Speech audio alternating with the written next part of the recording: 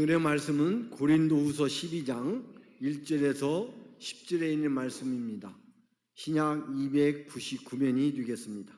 받들어 봉독에 올리겠습니다. 무익 하나마 내게 부득불 자랑하노니 주의 환상과 계시를 말하리라.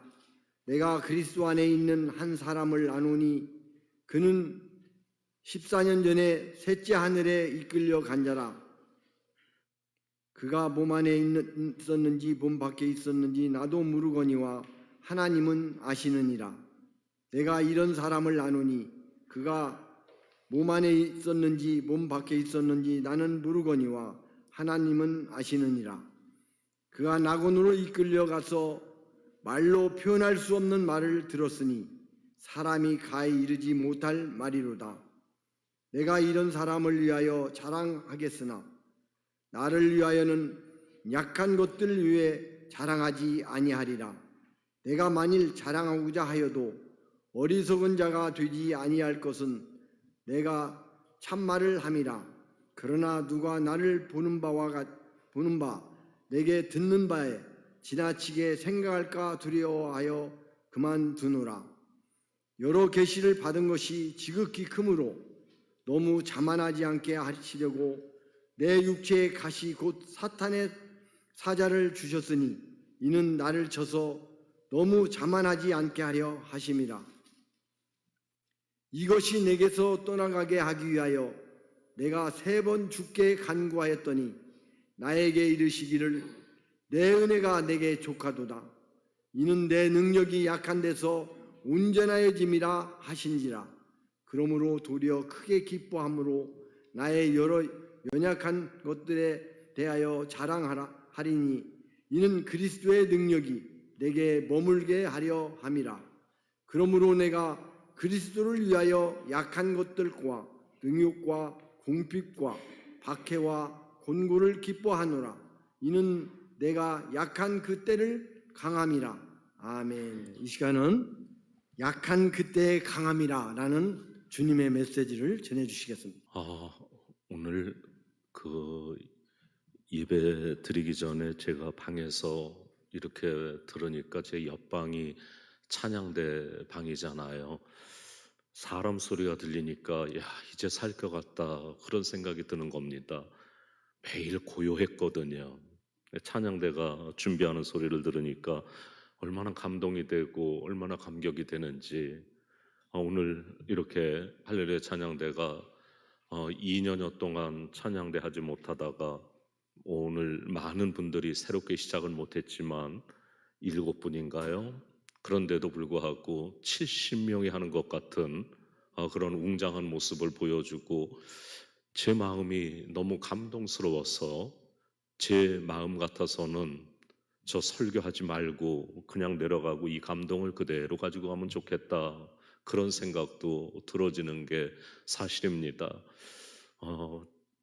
제가 그런 걸 느꼈어요. 찬양대가 이렇게 중요한 것이었구나. 매주 찬양대 할 때는 그런 거 잘 못 느꼈었는데 오늘 그동안 못하다가 찬양대를 하니까 이게 이렇게 중요한 건데 그런 생각이 들으면서 우리 지휘자님 찬양 지휘하는 모습도 왜 이렇게 멋있게 보이는지 제가 아주 너무 감동적입니다. 예배 들어오기 전에 도어분한테서 전화가 왔어요. 오늘 모임이 있어서 예배가 가야 하는데 이런 사정이 있습니다. 오늘 못 갑니다. 그런 얘기를 들으면서 이게 조금 더 빨리 코로나가 끝나야 될 텐데 그런 마음 가지고 왔는데 많은 분들이 나오시지는 못했지만 그래도 다른 때보다는 이렇게 그득하게 앉으셔서 예배를 드리게 되니까 저도 감격이지만 아마 여러분들도 감격적인 모습으로 예배를 드리시는 중일 텐데 하나님 앞에 영광을 돌리고 오늘 함께 해주신 여러분들에게 특별히 감사를 드리고 아름답고 영적인 찬양으로 하나님께 영광을 돌린 우리 할렐루야 찬양대에 특별히 감사를 드립니다. 두루두루 고맙습니다. 감사합니다. 기도합니다. 하나님 아버지, 오늘도 우리들이 하나님 앞에 이렇게 모여서 정말로 감동적인 감격적인 예배를 드리게 해주시니 고맙습니다. 우리에게 예배라고 하는 게 이렇게 중요하고 우리에게 찬양이라는 게 이렇게 중요한 걸 또 한 번 느끼는데, 오 주여, 앞으로는 이거 끊어지지 아니하도록 주님이 도와주시기를 원합니다. 그러나 하나님, 아직도 코로나가 기승을 부립니다. 이런 가운데서도 지켜주신 하나님, 이런 어려움 가운데서도 우리들을 인도하시고 어려움 없이 하나님 찬양하고 예배할 수 있도록 주님이 도와주시기를 원합니다. 오늘 부족한 종이 하나님의 말씀을 가지고 여기에 섭니다. 비록 짧은 말씀 전하지만 듣는 이들이 하나님의 음성으로 받아들일 수 있도록 도와주시기를 원합니다. 부족한 종을 인도하실 걸 믿고 예수님 이름으로 기도하옵나이다. 아멘. 오늘 우리가 읽은 말씀 가운데 나오는 사도 바울, 이분은 한마디로 말하면 자랑거리가 대단히 많은 사람이었습니다. 즉 그는 자신의 강함을 보여주며 평생을 자랑하면서 살 수 있었던 사람이었습니다. 우선 바울 사도는 자신이 체험한 신비로운 환상과 계시를 소개함으로써 자신의 영적인 위치가 다른 사람보다 강하다는 사실을 보여준 셈이 되었습니다. 자신은 3층천 곧 낙원에 이끌려가서 말할 수 없는 말을 들었다고 간증하고 있는 것은 바로 자신의 영적인 위치가 강하고 또 탁월하다고 하는 것을 보여주기에 충분한 것이었습니다. 신구약 성경 전체를 살펴봐도 바울 사도와 같은 이런 신비한 체험을 한 사람은 없습니다.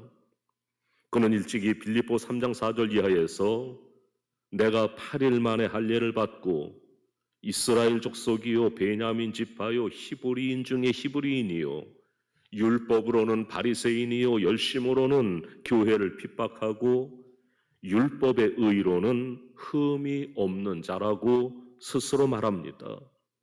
즉 바울 사도는 자신이 다른 사람과 비교가 안 될 만큼 강한 사람임을 선언한 바도 있었습니다. 뿐만 아니라 우리가 아는 대로 그는 로마의 시민권을 가진 사람이었고 꽤 많은 재산을 가진 재산가였으며 헬라의 문화에도 수준급이었고 당대의 최고의 랍비였던 가말리엘 문화의 수제자였지 않습니까? 이렇게 볼 때 바울 사도는 어떤 면으로 보아도 그가 자신을 높이려고 한다면 얼마든지 할 수 있는 위치에 있던 강한 사람이었던 겁니다. 그러나 하나님께서는 그의 강함을 자랑하지 못하게 하셨습니다. 하나님께서는 사도 바울이 이처럼 자만할 수 있는 위험한 처지에 놓이게 되자 그를 쳐서 낮추셨습니다.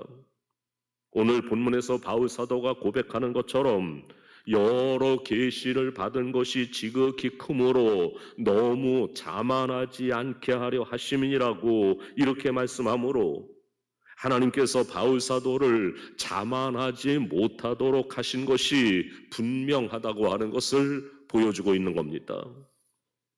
일찍이 사도 바울은 기고만장하리만큼 자만해서 교회를 핍박하는 회방자요 포행자였던 적이 있었습니다. 여러분들은 그 유명한 다메섹 도상에서 있었던 사건을 기억하고 계실 겁니다. 그는 위협과 살기가 등등해서 대제사장에게로 갔고 다메섹 회당 여러 회당으로 갈 공문을 청해서 예수님을 믿는 사람이면 누구든지 남녀를 불문하고 결박해서 예루살렘으로 잡아오려고 하지 않았습니까? 그러나 하나님께서는 그를 자만하지 못하도록 꺾고 회심케 하시는 은혜를 그에게 내리셨던 겁니다. 그래서 바울은 자신을 낮추시는 하나님의 손길을 받아들입니다. 바울 사도가 그 자랑스러운 자만의 자리에서 하나님의 낮추심에 대하여 은혜로 받아들이고 그것에 대하여 순종한 것이야말로 그의 위대한 신앙의 모습을 잘 보여주고 있다고 하는 사실을 알아야 합니다. 바울 사도가 육체의 가시를 안고 그것이 자신에게서 떠나기를 위해서 3번씩이나 간절하게 기도한 결과가 하나님께서 그 병을 고쳐주신 것이 아니라 오히려 내 은혜가 네게 족하다라고 응답하셨는데, 솔직히 인간적으로 생각할 때 그는 그런 하나님이 얼마나 야속했겠습니까? 그는 그 당시에 하나님의 복음을 전하는 일에 생명을 건 선교 사역을 감당하고 있지 않았습니까? 어떤 면으로 보나 당연히 고쳐주셔야 더 힘있고 덕스럽게 그 일을 할 수가 있지 않았겠습니까? 그러나 그는 육체의 가시를 그대로 감수하라시는 하나님의 뜻에 거역하지 않습니다. 불만도 시비도 하지 아니하고 하나님의 낮추심에 대해서 고백하기를, 그러므로 도리어 내가 크게 기뻐함으로 나의 여러 약한 것들에 대하여 자랑하리라고 간증하고 있는 겁니다. 사람은 너나 할 것 없이 누구나 기회가 지어지는 대로 자신을 드러내고 자랑하기를 좋아합니다. 바로 죄인 된 인간이 지니고 있는 큰 약점 중에 하나이지요. 그러나 바울 사도는 하나님의 은혜로 그런 실수를 범하지 아니하고 오히려 자만함으로부터 자유함을 얻었으니 이 얼마나 위대한 신앙의 인격을 가진 인물입니까? 바울 사도는 더 나아가 자신이 약할 그때가 강함이라고 하는 고백의 실천으로 십자가의 정신 곧 복음의 정신을 삶으로 옮겼습니다. 하나님께서 자신을 자만하지 않도록 하기 위해서 낮추심을 깨닫고 추호의 원망도 시비도 없습니다. 그 낮추심을 액면 그대로 받아들였던 바울 사도의 위대함은 여기에서 그치지를 않습니다.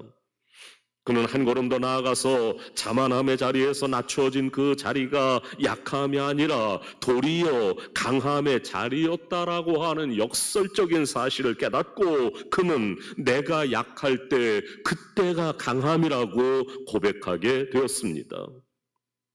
그는 육체의 가시를 제거해 주시기를 원하는 간절한 기도에 대해서 무정하리만치 대답하시는 하나님의 응답하심에 조금도 야속타 원망하지 않고 즉시 순종하여 그러므로 도리어 크게 기뻐함으로 나의 여러 가지 약한 것들에 대하여 자랑하리니 이는 그리스도의 능력이 내게 머물게 하려 함이라고 했던 겁니다.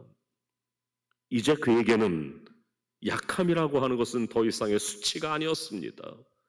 그의 약함이라고 하는 게 더 이상 약점도 아닙니다. 더 이상 숨길 일도 아니었습니다. 그는 이제 그 약한 것들에 대해서 자랑하겠다고 선언합니다. 이제 그의 약함은 그를 더욱 하나님 앞에 겸손하게 낮아지게 만들고 그 낮아짐의 자리에서 하나님께 온전히 의지하고 간구함으로 그리스도의 능력, 하나님의 능력이 온전히 그의 속에서 역사하실 수 있게 되었다고 하는 말입니다. 여러분, 이러한 바울이 약할 때 강하게 되어지는 십자가 정신은 과연 오늘 우리들에게 무엇을 전해주고 있는 것일까요? 첫째는 자신을 스스로 높이지 말고 낮추며 살라고 하시는 겁니다. 곧 하나님께서는 우리로 교만하게 살지 말라고 그렇게 말씀하시는 겁니다. 바울 사도의 경우를 생각해 볼 때 유대인으로서 흠없는 종교적인 인격을 가지고 있을 뿐만 아니라 아무도 못한 신비한 3층천의 체험들로 인해서 자만할 것을 염려하신 하나님께서 그를 육체의 가시로 낮추신 사건은 오늘 우리들에게는 기회가 있는 대로 자만하기를 좋아하는 죄성이 있으므로 하나님께서는 이에 대해서 간섭하신다고 하는 증거가 되어진 겁니다. 하나님께서는 수많은 성경의 역사 속에 나타난 사건들과 사람들을 통해서 교만한 자를 징계하시고 심판하셨다고 하는 것을 잘 보여주고 계십니다. 그래서 성경은 선언합니다. 잠언 16장 18절 교만은 패망의 선봉이요 거만한 마음은 넘어짐의 앞잡이니라. 야고보 4장 6절 하나님께서 교만한 자를 물리치시고 겸손한 자에게 은혜를 주시느니라. 하나님께서는 우리가 교만하게 되는 것을 아주 싫어하십니다. 그러므로 우리는 나 자신을 하나님 앞에 낮추고 하나님의 은혜와 도우심을 바라면서 살아가야 합니다. 둘째로, 우리가 스스로 낮출 때 하나님이 응답하신다는 겁니다. 바울 사도를 통해서 우리는 그가 하나님께서 자기를 낮추시자 이 사실에 대해서 전적으로 순응하는 동시에 기뻐했다고 하는 걸 보았습니다. 인간적인 관점에서 생각할 때 바울 사도의 육체의 가시를 위한 기도를 하나님이 그 병을 고쳐주시지 않고 그냥 내 은혜가 내게 족하다라고 하신 응답은 정말로 납득하기가 어렵습니다. 그는 지금 순교의 각오를 가지고 복음을 위해서 복음 사역에 목숨 걸고 매진하고 있는 사람이었습니다. 이런 상황을 보면 그가 육체에 가신 큰 병을 가지고 선교 현장에 나타났을 때 그 병은 사람들에게 충분히 멸시의 대상이 되고 불신을 야기할 수 있는 걸림돌이 될 수 있었던 겁니다. 그런데도 이런 선교 사역의 직접적인 방해 요소를 제거해 주시지 않는 하나님의 기도의 응답을 어떻게 납득할 수가 있겠습니까? 그런데도 바울은 이러한 인간적이고도 합리적인 생각을 내세워서 하나님의 응답을 강요하지 않습니다. 그는 하나님의 응답에 조금도 의심이 없었습니다. 그 하나님의 응답을 액면 그대로 수용합니다. 오히려 하나님께서 나 자신을 자만하지 않게 해주신 것을 기쁨으로 받아들였던 겁니다. 여기서 우리는 바울 사도가 하나님의 응답을 그대로 순응한 그 까닭을 깨달을 필요가 있습니다. 그는 하나님의 뜻을 알아차린 겁니다. 이게 중요합니다. 그는 하나님의 뜻이 무엇인지를 알아차린 겁니다. 그렇다면 하나님께서 그에게 요구하시는 게 도대체 뭘까요? 바울 사도가 알아차렸다고 하는 게 과연 무엇일까요? 전지전능하신 하나님께서 그가 그 고통스러운 병을 끌어안고 선교 현장에서 복음 전하는 일을 수행할 때 그것이 멸시와 불신을 가져오는 큰 걸림돌이 된다는 것을 모르실 리야 있겠습니까? 도대체 하나님은 그에게 무엇을 원하신다는 말이겠습니까? 그것은 바로 그가 하나님을 위해서 선교적인 차원에서 교회에서 많은 업적을 세우는 것이 아니라 그보다 먼저 그 자신의 신앙 인격이 자만하지 않고 겸손한 자가 되어 그리스도의 형상을 닮아주기를 바라시는 마음이 하나님께 더 컸다고 하는 말씀입니다. 우리는 흔히 하나님 앞에 기도할 때 인간적이면서도 합리적인 생각으로 기도하기가 쉽습니다. 즉 하나님을 위해서 내가 이런 일을 하고 저런 일을 하려고 하니 이것도 많이 하고 이것도 더 크게 하고 잘할 수 있게 해달라고 응답해달라고 하는 기도를 하게 된다는 말이지요. 그리고 그 기도에 응답해 주시기를 강요할 때가 종종 있기도 합니다.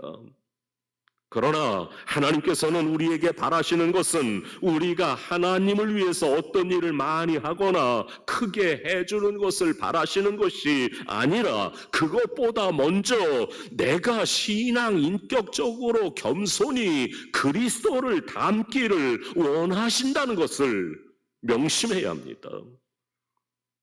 우리는 하나님을 위해서 무엇을 하려고 하기 전에 우리 자신을 변화시켜서 예수님의 형상을 닮아가는 성화의 삶에 더 힘써야 한다는 겁니다.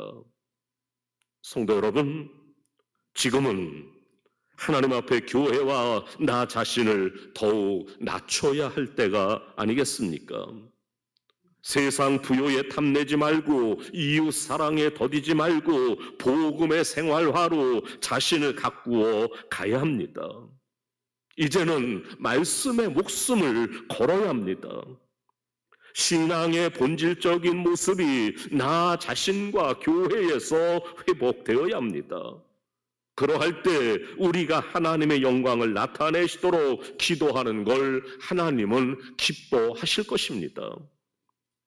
지금 한국 교회와 성도들에 대한 사람들의 거센 비난이 우리로 하나님의 은혜를 더욱 사모하게 되는 기회가 되어지기를 바랍니다. 저들의 무지와 우리의 부족함, 이 두 가지가 결합돼서 하나님 마음을 더욱 슬프게 하는 일이 일어나지 않기를 바랍니다. 몸은 죽여도 영혼은 능히 죽이지 못하는 자들을 두려워하지 말고 오직 몸과 영혼을 능히 지옥에서 멸하시는 분을 두려워해야 합니다.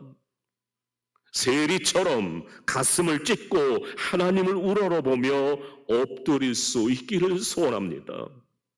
나는 부족해서 주님의 도우심이 없이는 도저히 살 수 없다고 고백할 때 그때 주님은 일하시기 시작하는 겁니다. 사랑하는 성도 여러분, 은혜보다 성령님보다 앞서가지 마십시오. 다만 그 뒤를 따라만 가십시오. 그러면 하나님의 역사를 보게 될 것입니다. 이것이 성도의 강함의 원리가 됩니다. 곧 약해질 때 강하여지는 겁니다. 자신이 스스로 강하여질 때는 약하여지지만 스스로 낮추어서 약해질 때 하나님은 그를 강하게 하시는 겁니다. 다시 한번 부탁합니다. 여러분, 하나님의 강한 사람으로 살아가십시오. 강한 성도요 백성으로 살아가는 게 하나님이 원하시는 겁니다. 그러기 위해서 항상 하나님 앞에서 약해지시기 바랍니다. 하나님의 전적인 도우심을 바라고 오직 주님의 뒤를 따라가시기를 바랍니다. 지금은 그래야 할 때입니다. 그래서 하나님께 영광을 돌릴 뿐만 아니라 주님이 그토록 귀하게 여기시는 교회를 올바로 세워나가고 주님이 기뻐하시는 믿음의 사람 여러분들이 다 되실 수 있기를 주님의 이름으로 축원합니다. 기도합니다. 하나님 아버지, 오늘도 저희들이 감격한 마음으로 하나님 앞에 예배를 올려드립니다. 이 감동과 감격이 끊이지 않도록 언제나 우리와 함께 해주시기를 원합니다.